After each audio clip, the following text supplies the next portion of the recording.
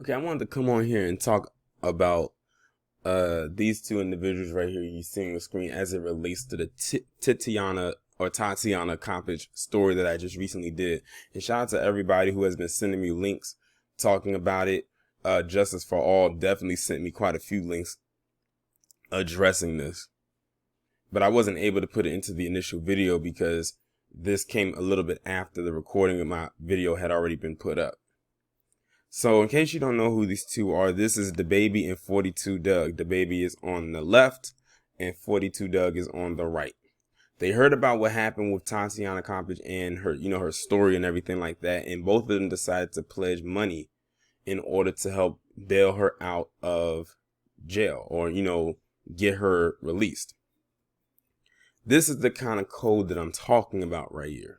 A lot of people think that some entertainers or rappers or whoever are not watching.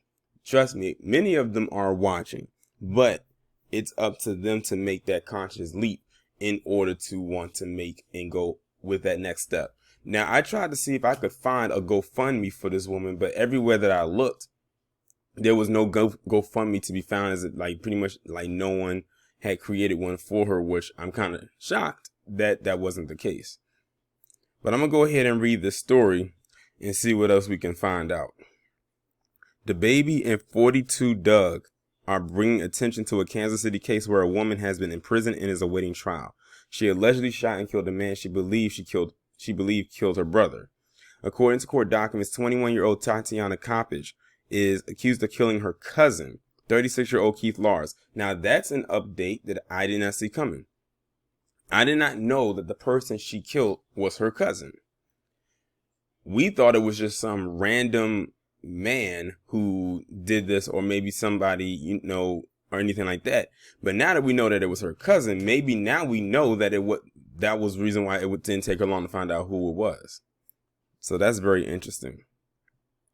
Who she claimed killed her 16-year-old brother, Jason Ugwa. On January 13th, Coppage allegedly shot Lars in revenge and then texted her brother to let him know she committed the crime. The Jackson County prosecuting attorney has since charged her with second-degree murder and armed criminal action. Since learning of the case, Dababy and 42 Dugg are among those who have used their social media to bring awareness to it. They have also expressed interest in raising money to bail Coppage out of jail. I got the $20,000 if they can get her out on 10%. Tell her people get with me, Dugg wrote on Instagram. Following up, Dababy offered his help as well, adding, "I'll match you a Dugg." While Coppage reportedly admitted to police during an interview that she fired her gun at the victim's vehicle, she claimed she acted in self-defense. There were two incriminating text messages found on her phone, with one asking for ammunition and the other reading, "Sent a expletive to my brother. I owe him that body." A $200,000 bond has been set in Coppage's case. It's unclear whether the two rappers have attempted to pay the bail. So we not only did we learn about what these two are trying to do for this woman, but we also learned some more information about the shooting overall. One, which I just mentioned, finding out that this Keith Lars was just not some random. It was actually another family member that was involved with this.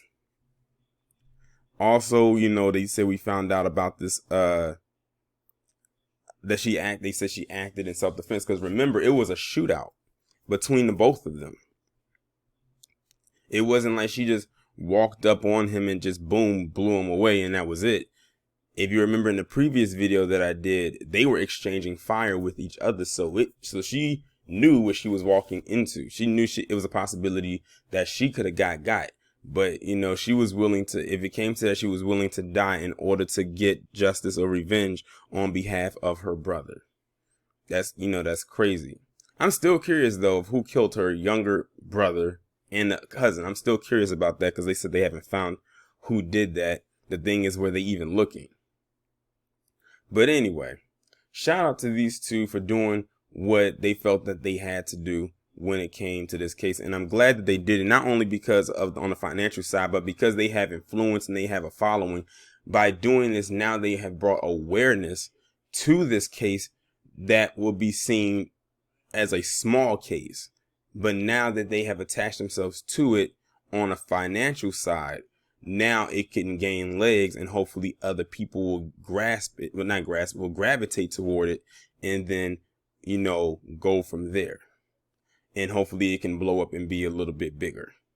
But but that pretty much concludes this story right here. Y'all let me know what y'all think down in the comments. Like, share, subscribe. If you haven't done so already, please text the number that is in the link down below, that is pinned in the comments below, so you can receive notifications every time I upload a new video, and I will talk to you in the next one.